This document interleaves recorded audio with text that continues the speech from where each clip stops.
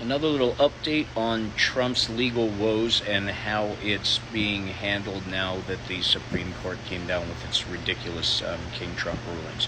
The Justice Department stated they will pursue the Trump prosecutions past the election, even if he wins the election. They will pursue it because the not prosecuting a sitting president doesn't kick in until the president is actually sitting. So even if he wins the election, the DOJ will pursue the criminal indictments against Donald J. Trump. In addition to that, Judge Chutkan has gotten paperwork from Jack Smith pushing forward the evidentiary hearings, which is what the Supreme Court demanded to determine whether or not any and all of the evidence is a personal thing by Donald Trump, which is not covered by the immunity, or a professional presidential job description type of deal, which would be covered by immunity. In order to do that, as per the decision, everything has to be put in the hands of the lower court judges, which includes Aileen Cannon and Chutkan. Chutkan's not going to play his games. Cannon is, of course, going to jump through hoops for him, but because of all the problems that Cannon has already had, Jack Smith already has enough against Cannon to have her thrown off the case. Jack Smith also has enough evidence to open up a case in New Jersey for very similar stuff, because there's all sorts of documents that and classified crimes that went on in New Jersey, including digging up the casket of his ex-wife, who was cremated, because the binder and many other top secret, like holy grail of intel is still missing. So yeah, that's my suggestion right there. But yeah, and we still have Letitia James, that it's already done. Nothing he did before he was president applies to the immunity. It's only when he's sitting as president, and it's limited. It's really not a kingmaker, like they say. It just opens up the possibilities of SEAL Team 6 and using the office nefariously, which will also be an option on Joe Biden's table until the inauguration.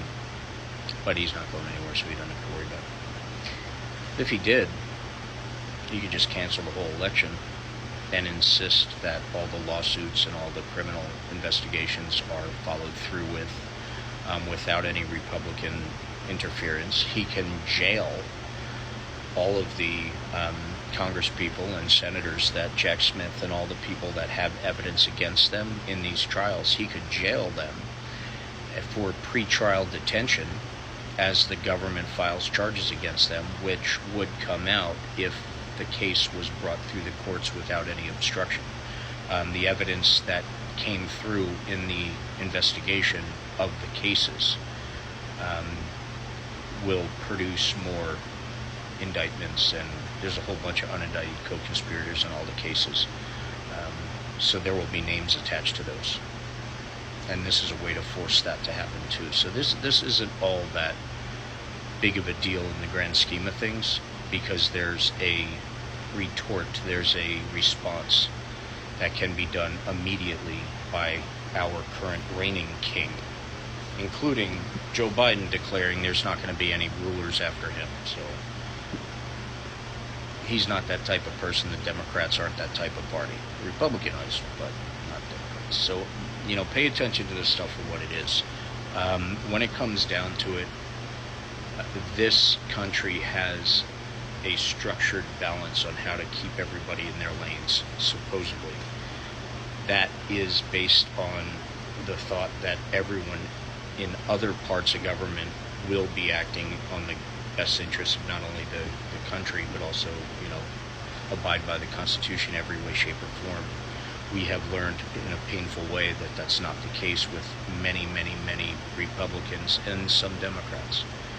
But the most basic of rights that were codified were the word of the land, were the law of the land, got overturned for nefarious means.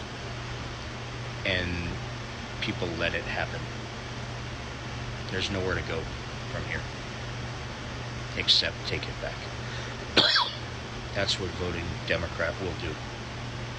It will take it back. You want to vote Democrats out 2028, go for it. But right now, before it's totally gone, before everything's completely destroyed, It needs to be reset. So Democrats, stop calling for Joe Biden to step down, support him, because big deal. If he's not feeling well once he gets into office, we have Kamala Harris. No drama, no excuses, no aligning the doubt with a Trump campaign, smear campaign about Joe Biden. Don't make that a credible statement. Back off that, support him. And support the fact that if there is a fail-safe, if something, God forbid, happens to him, Kamala Harris is there. That's her job, to take over. I feel pretty good with Kamala Harris. So what's the difference if she's the lead on the ticket right now or 2 out of 4 years from now? Doesn't matter. And then she brings someone up that hopefully we'll agree with too, which I think is a pretty safe bet. But stop the divisiveness within our own party. We can't afford that right now. I don't care who you are. I don't care how big of a platform you have. We cannot afford that right now. We need to stop that. It's Joe. He will be the next president of the United States.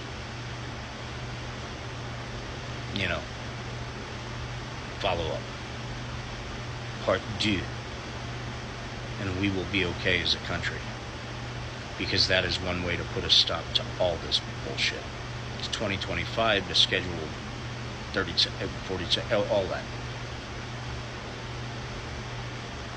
We can stop it. We got to make sure we get out and vote. By bigly numbers. The bigliest ever. Alright, stay diligent, stay educated, be kind. We're all in this together.